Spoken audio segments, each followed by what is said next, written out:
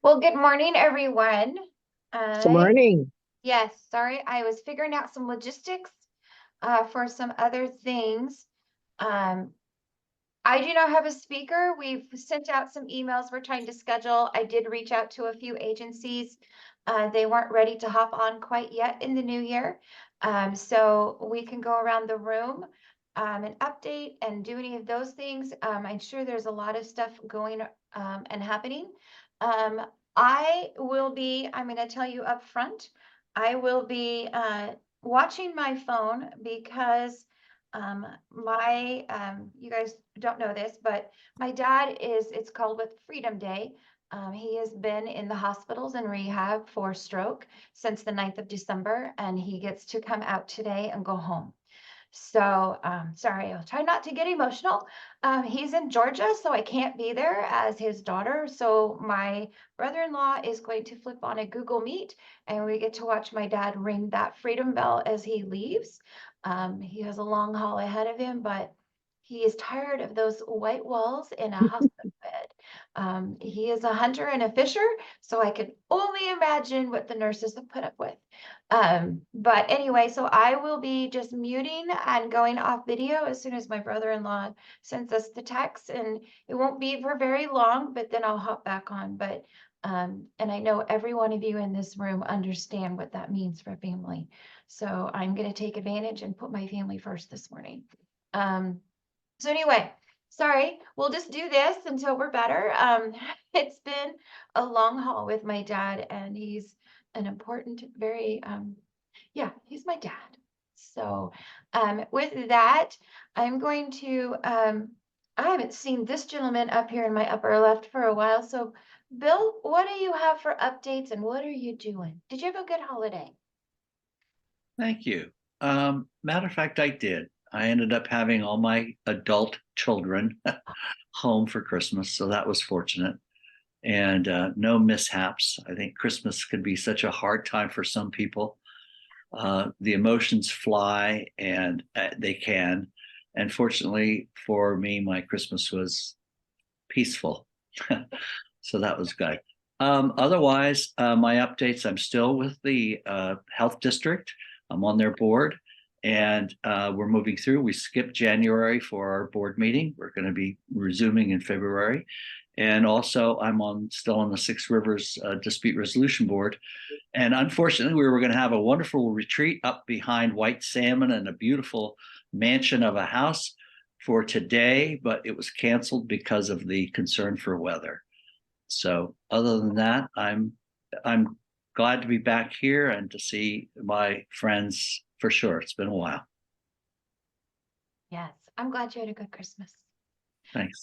Miss Corliss, I know you've got a list longer than our leg. What do you I got going on? don't. I don't have a list, but good What? morning, everyone. I'm looking out and I'm looking east, and it's just gorgeous out there. So I don't know what weather we're talking about. But anyway, tomorrow night is Dancing with the Gourd Stars. Yeah. So and we're hoping to just carry it out with this weather. I mean, we have 6 professional dancers in town, and they've been practicing all week, and so show goes on at 7 o'clock at the high school. Okay. And I really don't have any other updates. The library, oh, there's a happiness book club going on at the library. And we need people to sign up. It's a monthly book club, and we're going to talk about being happy, so. Good. We could all use that. Yeah, Corliss, can they still purchase tickets online for the Dancing with the Stars? I believe so. You can, or at the door. Okay, I know they're what, 25 in advance and 30 at the door. Right. Okay, I will see if I can find the ticket. Oh, here we go. I found it. I You will found put, it? yep, I'll put a link in the chat box. Okay, great. Thanks. You betcha. So, all right. County Commissioner Phil Brady, what do you've got for us today? Good morning, everyone. It is beautiful weather, which kind of been one of my hobbies is stargazing, taking pictures, and I And these darn clouds, I've got to telescope back in November, and it's been cloudy ever since. So, and I was, and I missed out on some things. The Geminid meteor shower was that Monday night, and so yeah, I'm very happy that we're needing snow. This is as climate change is going to be more and more critical. Very impressed that the city has got the Dog River pipeline put together. That's going to be something that's going to be a great resource for the Dalles for years ahead. If I got a few minutes, let me just reflect on some things that I've been noticing. Not in the Dalles, but in some of the southern communities, what Dufur and further south. That gives kind of reflection on things we take for granted in the Dalles. At the recent Dufur City Council meeting, residents were complaining that people are leaving junk cars on the street. And we think, okay, well, just, come, tell the city, have the police come pick them up. It's not that easy, because to do that, you need to have a police department and you need to have a city court to make the order. And so becomes very, very difficult for that to happen. Their police is the county sheriff. That's how it works. So I think the county sheriff's got to get involved. But things we take for granted because we live in a community that has lots of resources are things we should appreciate. Even the issue of as the discussion went on, it went on to the point where people moved us out of cities like the Dalles because they want to get away from all these laws that limit what they can do. And yeah, I can appreciate that. There's a desire to get away. The other side of it is of those of us with any kind of ranching experience understand the concept of overgrazing. When there's a public space and people take advantage of that public space too much, then it degrades the whole space and things collapse. And it's like cars, you're saying, well, there's not just a few cars, but leave a car on the street for a day or two while you're fixing it up, and then that's okay. But if it stays there permanently, that influences the whole community. We've seen that. In fact, I want to get back and ask Lisa, have things improved on Pentland Street? It's the kind of thing where yeah, maybe yes, maybe no. It's Go ahead. there is less. We still have cars, tents, and a lot of garbage towards the southern half on both sides of Pentland. The northern half, if you split that little block in half, has cleared out some, but there is still quite a bit of activity. It's slowed down in front of us, but it always slows down just a little bit this time of year. They're not out as much. They're huddled up somewhere. We still have a lot of, it's crazy to look at my security camera at night. We're seeing a lot of traffic still going by the building, through the parking lots, up and down that road, and near the bridge. But it has decreased as far as that traffic goes. I haven't had to call the police for a week, so that's good. And so that has improved. But we'll see as time goes that that message is really there, that there's not a service available. We are trying to help with the message that McCack has rooms at the annex that they are using as a warming type of shelter, and all of that. So they're being prepared for this weekend, and so we'll be putting out some information on social medias today also. I went and grabbed their statement. So they are stepping up, knowing the weather, knowing the closure. They do have rooms. They just ask that people follow the rules while they're in their facility. So that's where a person has to make a decision. Are you going to follow the rules for 12 hours so that you can stay warm and dry, or are you not? And that's the tough one. You can't force anybody to go to help. Right. But we'll put the message out so people are informed. So if somebody asks them a question, they can answer with that. So that is what we're working on today. We saw the statement last night, so we'll share it like crazy. And so we'll do the best we can, but it has improved a little. Let's go back to your main question, Phil. Time will tell, but we are seeing less aggressives at our place, which is good. we haven't had to lock the door. So yeah. The long-term response is going to be building the resolution center, which the funding fell through because the staffing fell Right. through. That Sheriff McGill had put together a contract with a group that was going to provide staffing for that. That group backed out, and then he lost the funding because it didn't have time to fill it up. And I was just in the office yesterday, talked to McGill, our commissioner or chairman, Steve Kramer is working with Representative Smith, and they're putting together a much bigger ask, I think 50 million, to build a resolution center that'll even be more robust, a larger service. And that is going to be the response for for the ones that are most difficult to work with, the most belligerent. That'll help. There'll still always be this is human nature. There'll always be a problem, but we're working on different levels of response. Last thing I'll say is the community meals people want to kind of keep them connected to but separate from the St. Vincent de Paul facility. They use the facility, and their meals were, well, recently all inside meals. They weren't handing out food, which ends up leaving paper and plastic on the street. But they also have closed, but they wanted to continue their tradition of giving meals, and so they are handing out $10 fast food certificates, and that's happening down at the Lewis and Clark event site on the weekend. And I believe there's another, I got a notice that a group, Mustard Seed, wants to open a shelter, and that's the church that's up Chenoweth, Chenoweth Creek Road. Yeah. So are they broadcasting that information for the food certificates? I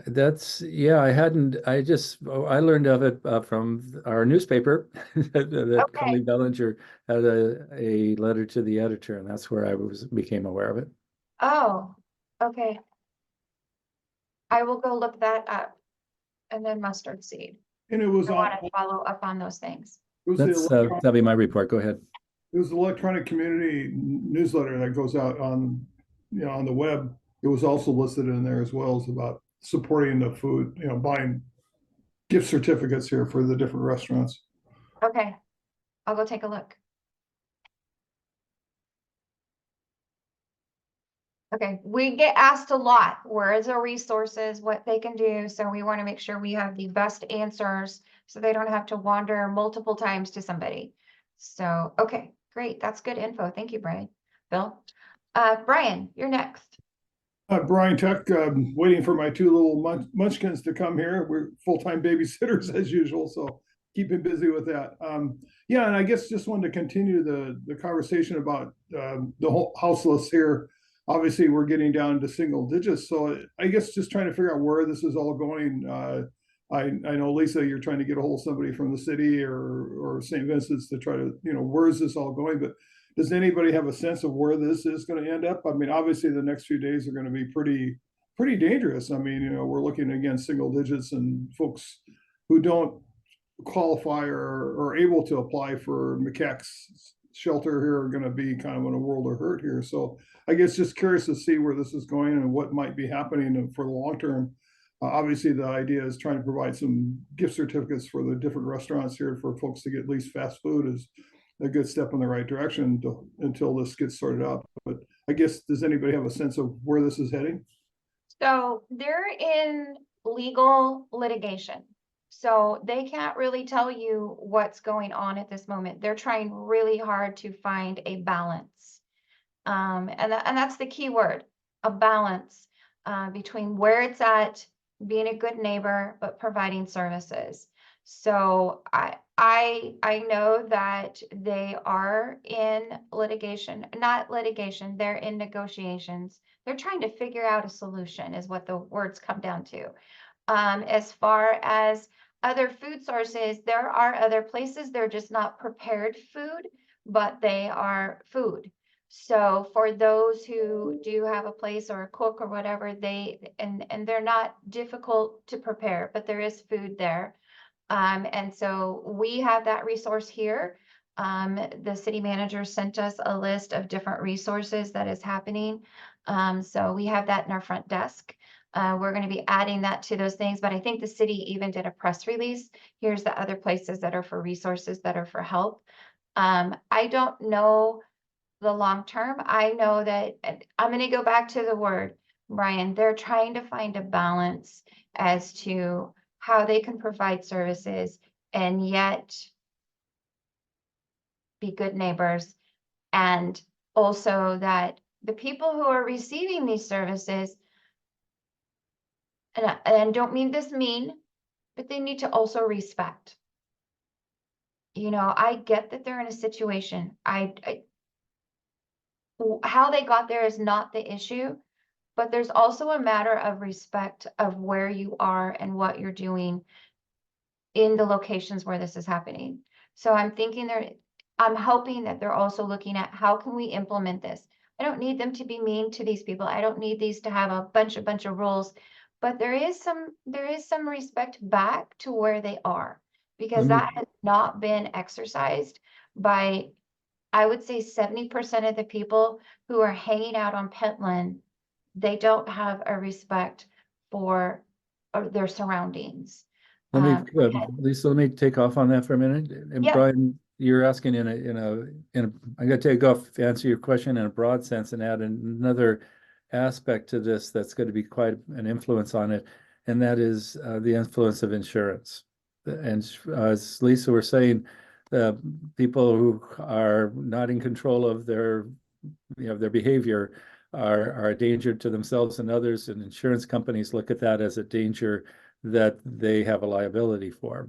So insurance companies are already clamping down on facilities. The Annex has had to change its insurance provider, and Annexes does a lot of things to maintain an insurance policy, but that's going to preclude kind of the simple solutions. A group of people volunteer and get a space and make it work.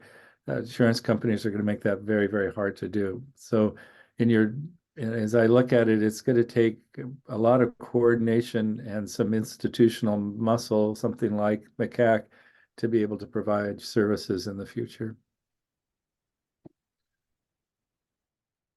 In other words, there's not an easy, simple solution or a quick answer.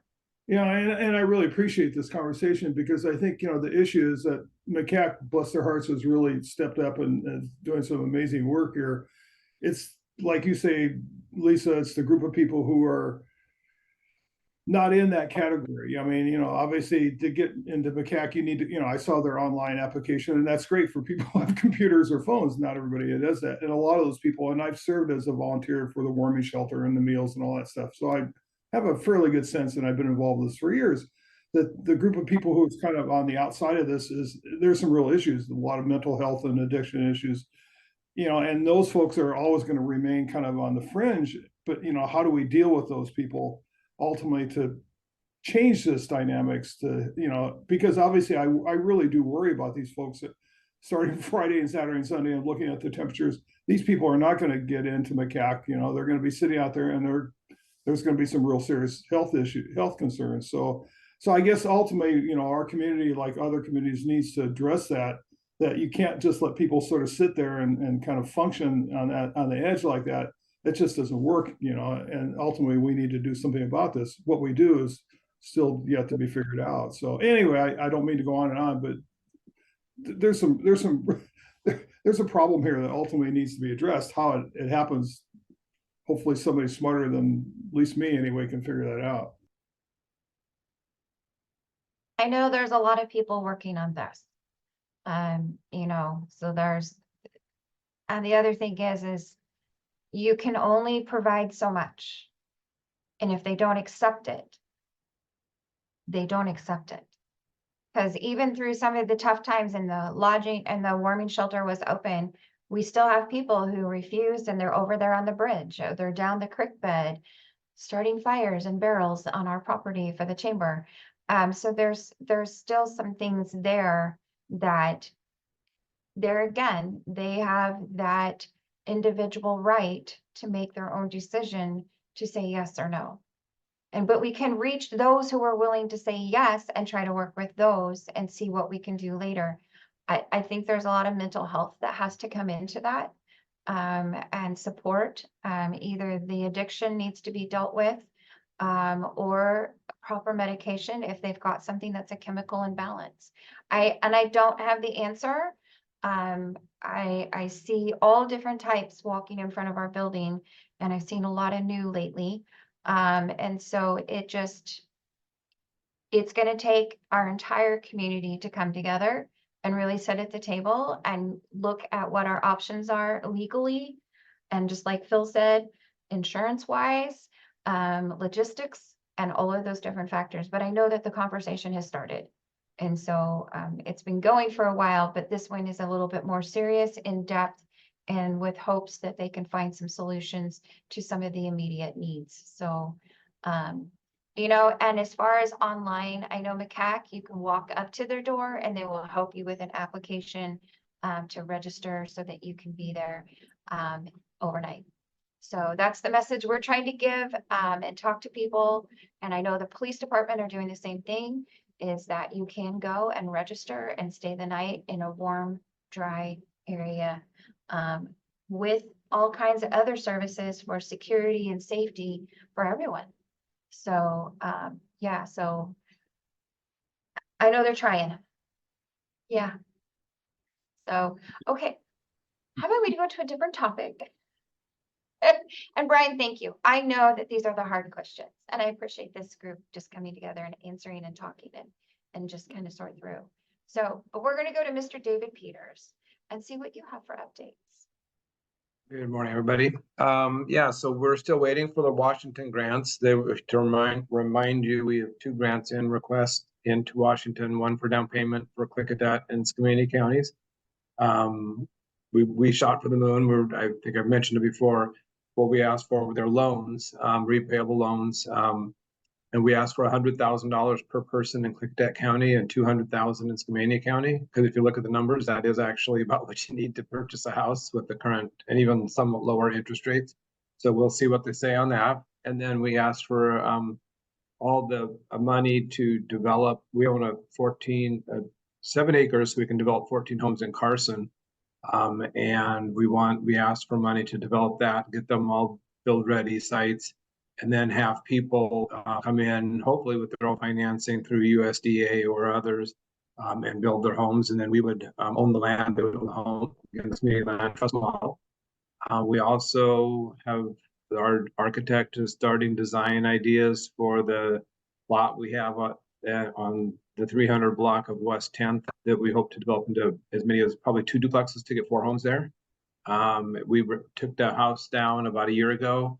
Now it's an empty lot. It's on the south side, right at I think it's 310 West 10th. And as Corliss mentioned, we have another lot over kind of behind Home Depot that we just don't know what we're going to do. So maybe we'll just sell it at cost or very, under market rate for sure to Habitat, let them develop it. They can move faster than we're seeming able to.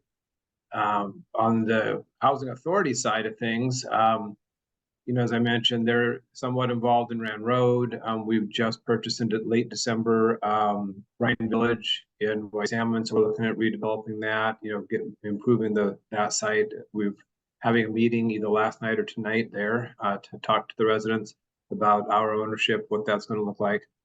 And the state of Oregon has told us we got an award, don't know the amount, to hire a developer for the housing authority side because they've got a lot of development going on. And if people borrow some of their time on the Columbia Cascade side of things, technically 2 different agencies. And we might have some of that person also kind of get these things going. I've been talking about the Carson and other ones for probably 2 or 3 years now. So maybe we'll finally get things moving. But yeah, we're still waiting on our 2 big grants that are hanging out there. So that's kind of what we're in, kind of a waiting pattern right now. Are there any questions? Yeah, David, regarding the Rand Road project, I saw that ODOT's considering putting a traffic light. I think it'd be at the base of, I imagine it'd be at the base of Rand Road. Did they talk to you folks about that? I really think it's needed there. Yeah, so I was involved much earlier. an application ago that didn't get funded. So that was, I guess, 18 months ago or so. We were hoping to have like some home ownership there, up to 20, 24 units of home ownership. That dropped out. So I've kind of been out of the conversation.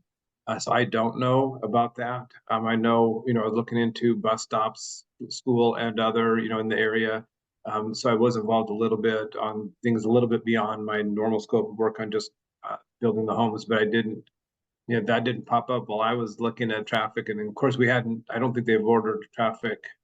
Almost all of our projects still end up doing traffic study, and maybe that's already been done and that's been needed, or they just anticipate that it's going to be done. But I can tell you, I'm absolutely sure there will be a traffic study done, if not already done, and that'll determine kind of what the needs are. And apparently, like you're saying, if that's happening, Phil, somebody is either being preemptive or it's already been noted as a need, but I haven't heard about that.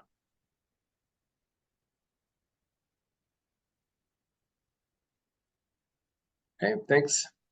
Thank you. Scott?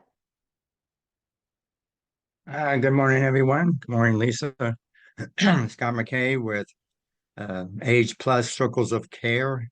We provide support for older adults who need some kind of periodic support with volunteers. I have 18 volunteers on my list, and we have, I think, about 60 individuals we've been supporting over the last year or so. I just did a report for our last quarter, and we've had the most volunteer hours yet, at close to 200 volunteer hours. I just talked with Nisi at Meals on Wheels here in the Dalles, and we're going to send out information to the Meals on Wheels recipients to see if there are any there who would like some kind of periodic support from Circles of Care. The challenge is I'm not doing that yet because I want to have the volunteers available to meet that need if it's there. And so I'm still recruiting volunteers. A lot of times the type of services we provide, the majority of the services are friendly visits or transportation to doctor's appointments or grocery shopping. Those are the most common activities we provide at this time.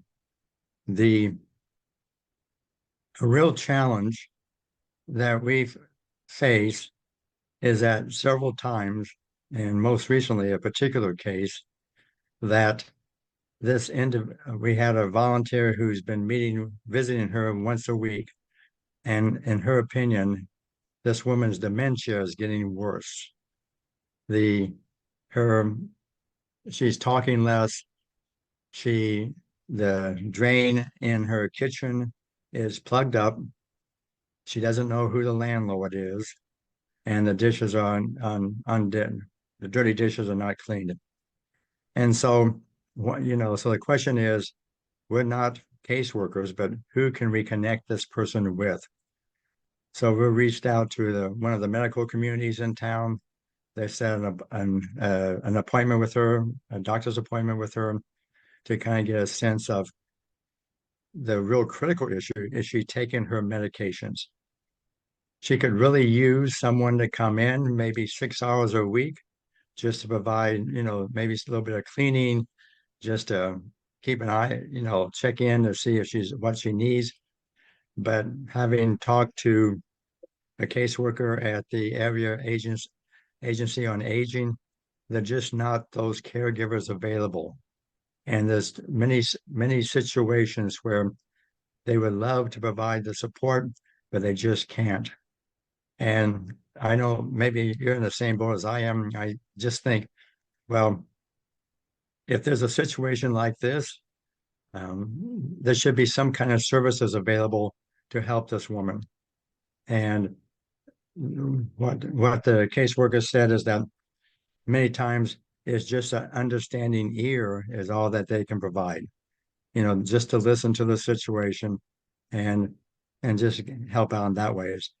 There's several programs, OPI, Oregon Project Independence, that can provide in-home care for about 6 hours a week.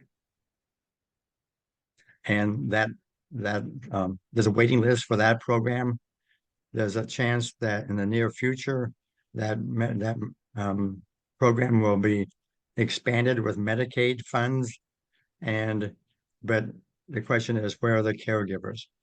The state is really working on trying to recruit caregivers, increase the pay and that type of thing to get more. They understand it's a problem, so they're trying to work on, but it's a slow road ahead.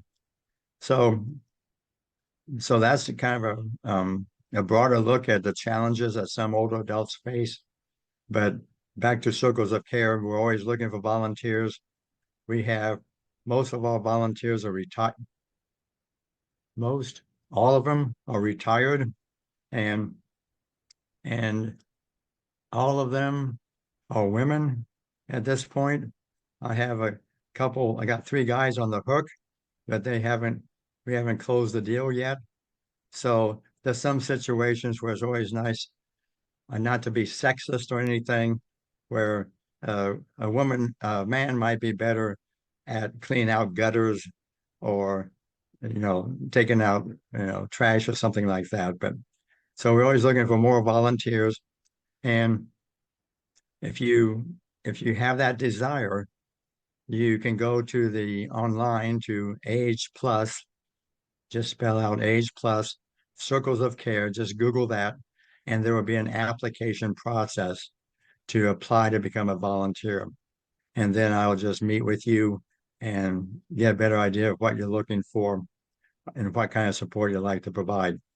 Basically, we try to sign up each volunteer with 2 older adults and usually spend about an hour a piece. So your commitment is basically 2 to 3 hours. And although doctor's appointments to Hood River may take 3 hours if you take someone there, but it's not a big commitment. We work around your hours, and you and the older adult kind of decide on how to make arrangements to provide that support that they're requesting. So that's about it.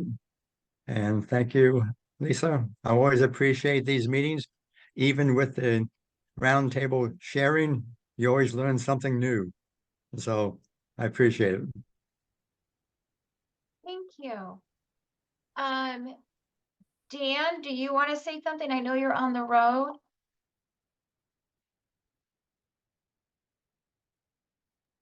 I think he's just getting into his office. Oh, there you He go. is. He just got out of the car.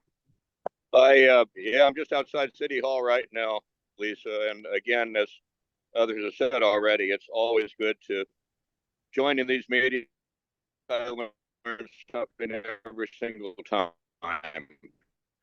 And I wish we had some easier answers on. Reiterate your point. People are taking it to heart and working very, very seriously to try to reconcile. Urban renewal, January 30th at 5:30, we'll have the latest in a series of work sessions with the Urban Renewal Board talking about the future of the agency. The district that we have now, Columbia Gateway District, established in 1990, expires. That is we reached maximum debt. We paid off the debt. It's kind of a contradictory term, but at that point, the district itself will expire in 2029. And at that point, you face the question, does the agency go away? A lot has been accomplished. Part of what we've been doing over the past couple of months is reviewing all of the projects that have been accomplished. The dock, the Union Street portal, 2nd Street, the Sunshine Mill, the roundabout, all of those had a very large urban renewal component. Not all urban renewal, but it leveraged additional funds and made those things possible. So going forward, do we continue that type of work, either downtown? Do we create a new district on the west side? Some very big strategic questions confronting the agency. So we're reviewing long-term goals and objectives on the 30th, and in February, looking at specific projects and going over the financial investments of the agency. Has it paid for itself? The question of how much do we focus on growing the private sector tax base, and how much do we focus on public investment that don't return directly to the tax base, but that do provide a basis for valuation increase through private sector investment. So there's kind of a balance there, and how do you proportion those investments between the public and private development sides? Basalt Commons, of course, is another project coming up that Urban Renewal is investing in. So I'd encourage people to be involved. The 30th, we'll meet again in February. I think it's the third Tuesday in February. And then hopefully wrap all of this up in March, revisit, completely rewrite the plan that was last revised in 2009. It's got projects in there that have been accomplished 20 years ago, so there's some updating that needs to occur. And I just encourage people to pay close attention to this. The agency has done a lot. Should it continue? Should it continue to exist? It's a pretty big question. That's probably enough for me on urban renewal. EPA Brownfield Fund on underground storage tank mitigation, asbestos mitigation, that type of thing. We submitted a proposal to replenish the existing fund, the coalition that the city, Fort and county established about 3 years ago. That fund is almost depleted. That's good news. It was $600,000 that we put into restoring properties to development status by getting rid of these old buried tanks and other environmental hazards.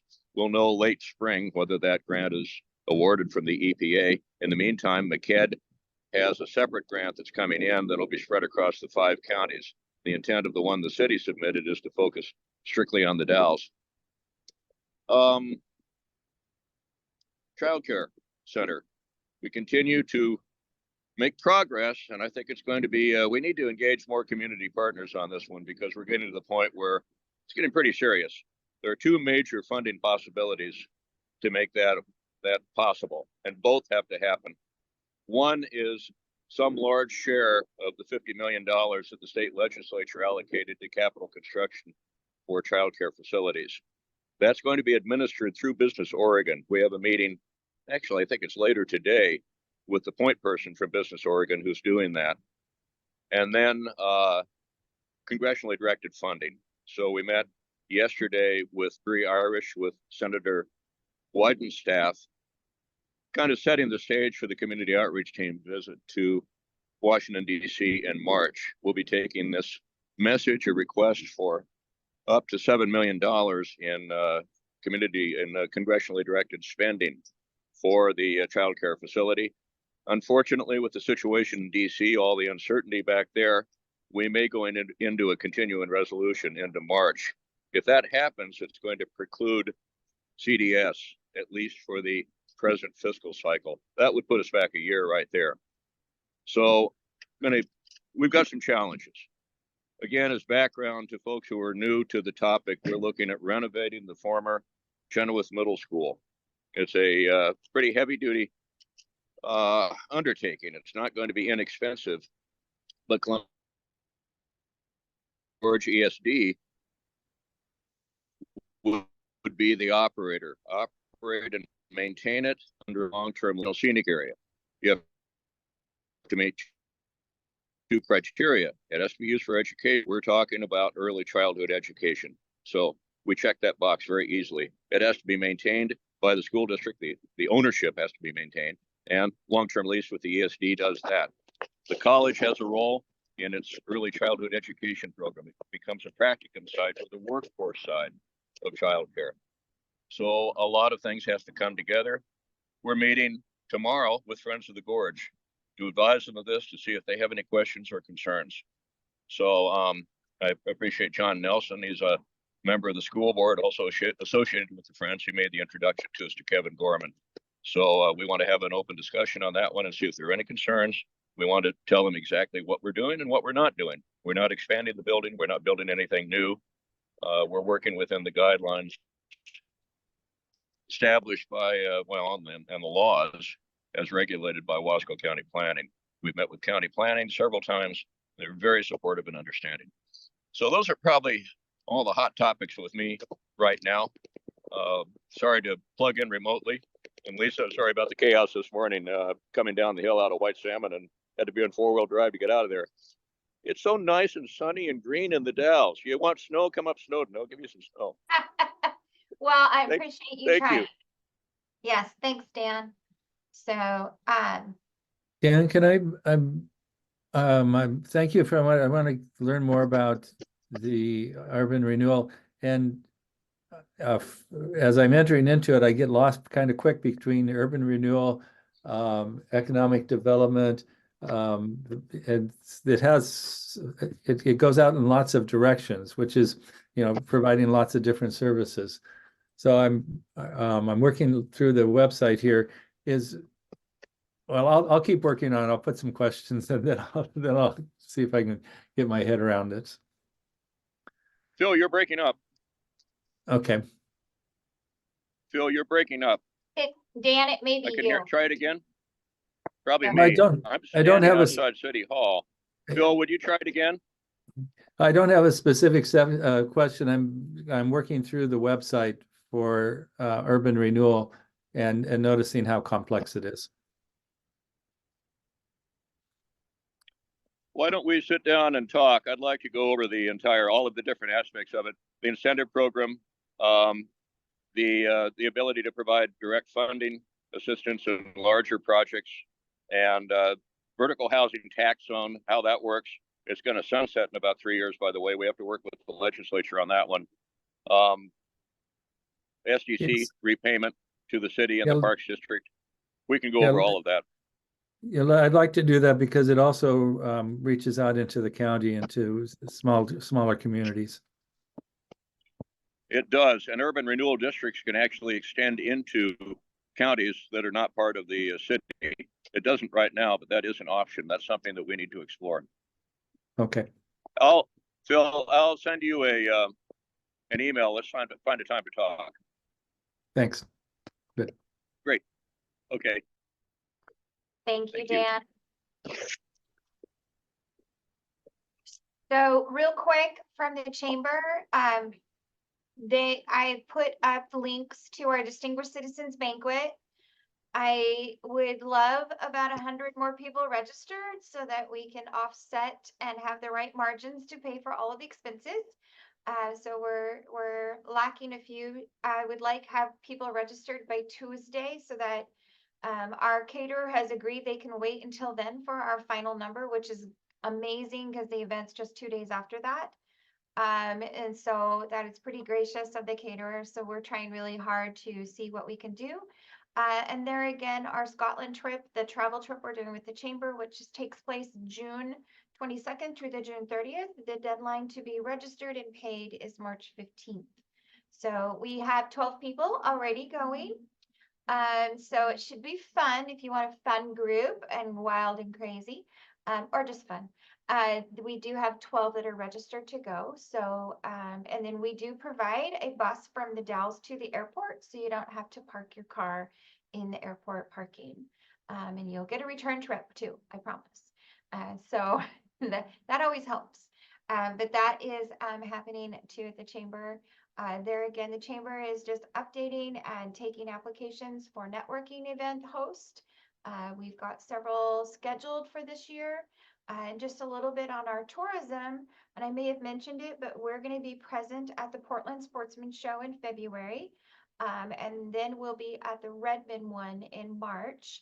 And then, of course, we go into Cherry Festival.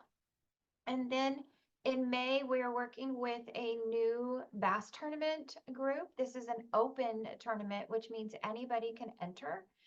They will be spending 2 nights each month for 4 months. They're doing May, June, July, August. It's called the Drain Raider Bass Tournament. When we worked with them before, we brought in about 60 boats, which means 120 participants. They've contracted with Cousins, and then we've also contracted with Tonkin to park the cars and their boats in the back parking lot with security and generators. When you have that many, and they're pretty expensive bass boats. But that will be happening. So that is another reach that we've done that has happened since we hosted the Wild Wild West Bass Tournament. We've gotten a lot of attention from the Northwest bass fishermen and women. And so we are becoming a highlight to host tournaments. They love our fisheries, both on the Bonneville pool and the Dalles pool. Great bass on both of them. So we are becoming one of those destinations, which means more overnights, fuel, food, and then they have to go wallow that they either did poorly that day or go celebrate that they did great that day in our breweries and wineries. So I think it's a win-win situation.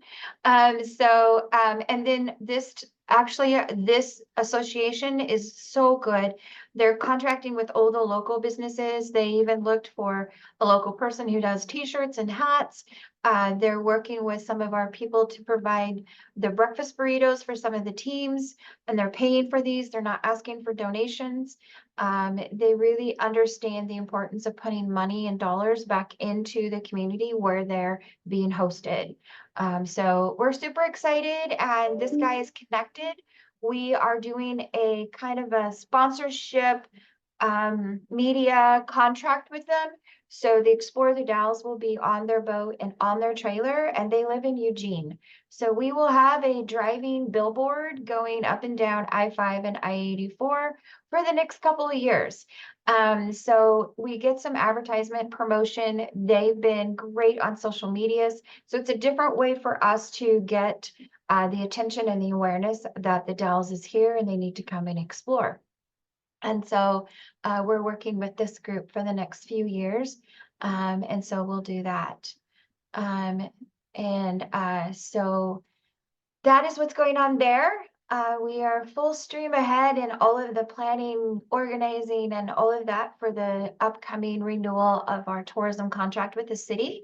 We're looking at what's worked, what hasn't. We just are almost complete with our contract with KATU.